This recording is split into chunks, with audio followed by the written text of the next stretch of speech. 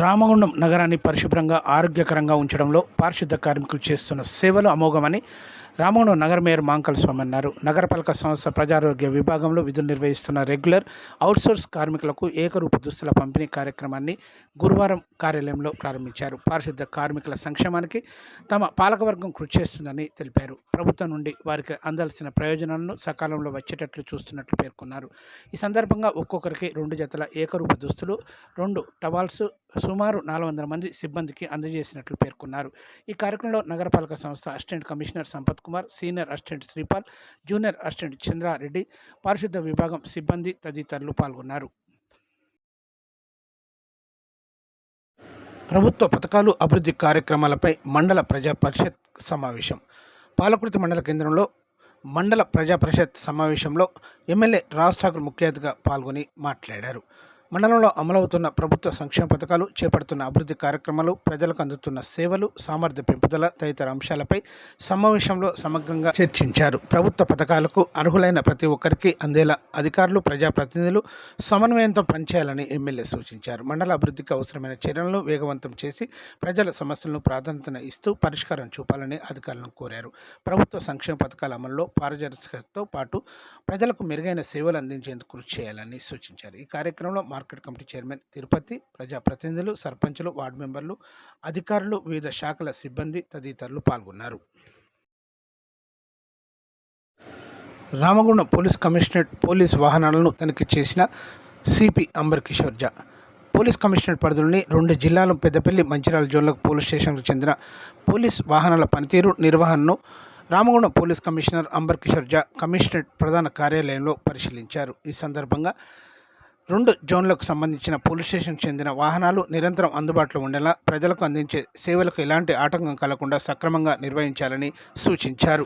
వాహనాల్లోని సమాచార ప్రసార పరికరాల పనితీరును పరిశీలించారు. అదేవిధంగా ప్రతి పోలీస్ వాహనంలో ప్రథమ చికిత్స పెట్టే అత్యవసర దీపం, తాళ్ళు, ట్రాఫిక్ కోన్లు, రక్షణ రిబ్బన్లు, రక్షణ సామాగ్రి కిట్లో భాగంగా హెల్మెట్, రాళ్ల దాడి నుండి రక్షణ కవచం, లాఠీ, శరీర రక్షణ కవచం, ప్రతిఫలించే భద్రతా జాకెట్లు తప్పనిసరిగా అందుబాటులో ఉండేలా చూడాలని ఆదేశించారు. వాహనాల నిర్వహణలో లోటుపాట్లను ఎప్పటికప్పుడు గుర్తించి సరిదిద్దాలని, వాహనాలను క్షుణ్ణంగా తనిఖీ చేసి సమగ్ర నివేదికను ప్రతి నెల సమర్పించాలని మోటార్ వాహనాల అధికారులను ఆదేశించారు.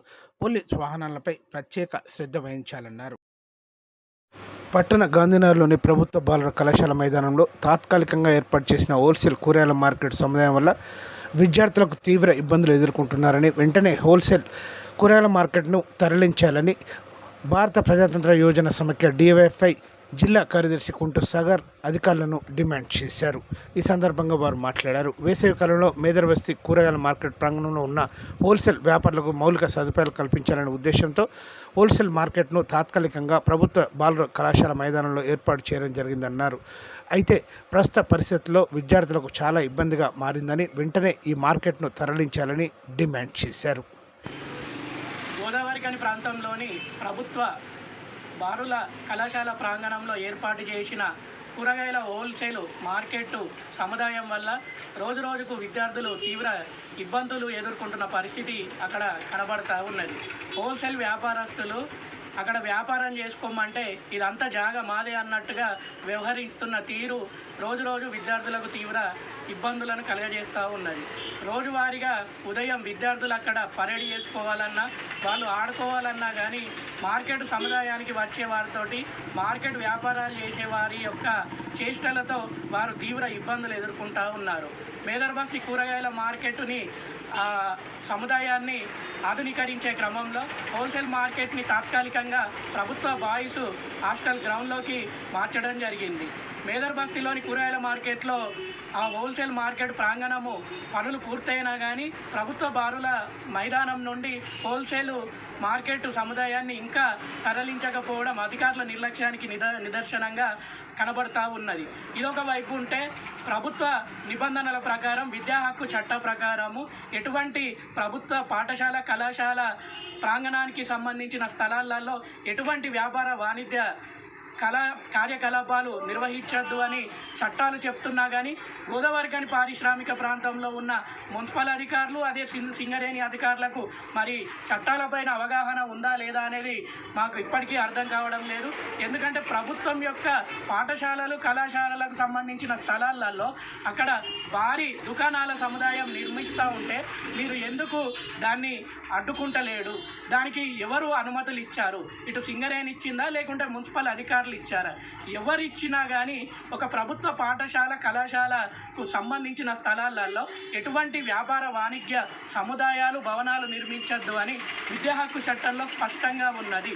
మీకు తెలియకపోతే అధికారులు ఇటు విషయం పైన స్పష్టత తెలుసుకొని ఈ విద్యార్థులకి ఎటువంటి సమస్య లేకుండా వెంటనే అక్కడ హోల్సేల్ కూరగాయల మార్కెట్ని తిరిగి మేదర్బస్తీ కూరగాయల మార్కెట్కి తరలించాలి. అదేవిధంగా ప్రభుత్వ కళాశాల మైదానంలో నిర్మాణాలు చేస్తున్న అట్టి భవనం పైన వెంటనే ఇటు సింగరేణి అధికారులు మున్సిపల్ అధికారులు సర్వే నిర్వహించాలి. సర్వే నిర్వహించి దానికి అసలు అనుమతులు ఉన్నాయా లేవా అనేది ప్రజలకు తెలియజేయాల్సిన అవసరం ఉంది.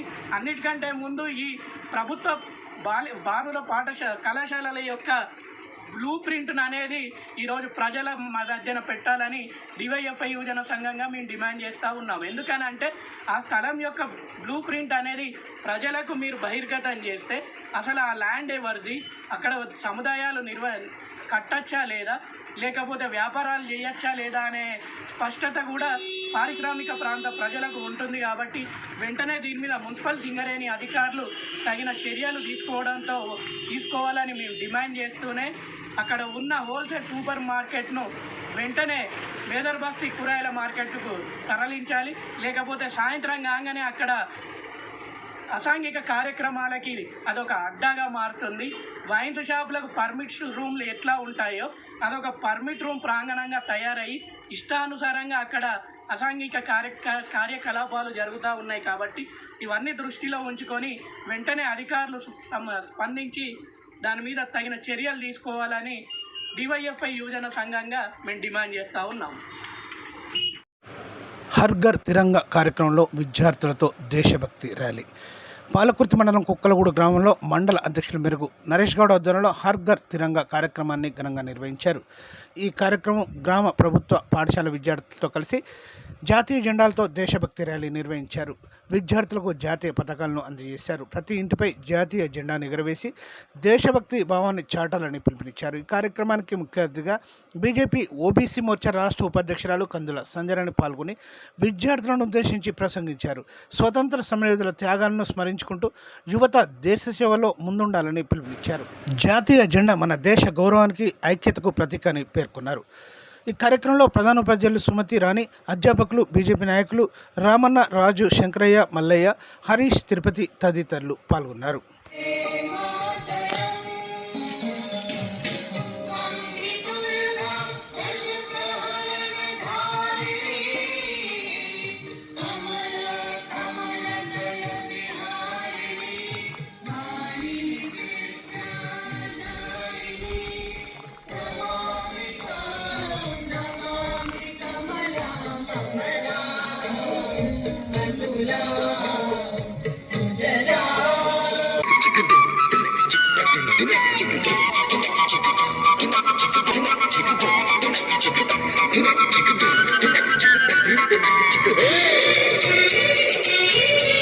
హరిశ్చంద్రులం అవసరానికో అదైనా ఇస్తాం, నమ్మడమో నా కష్టం. పరముక్కు సూటిగా ఉన్నది చట్టం, నచ్చకుంటే మీ కర్మ. మన కష్టం వచ్చినా ఏ సంవత్సరం వచ్చింది? 1947లో స్వాతంత్రం వచ్చింది.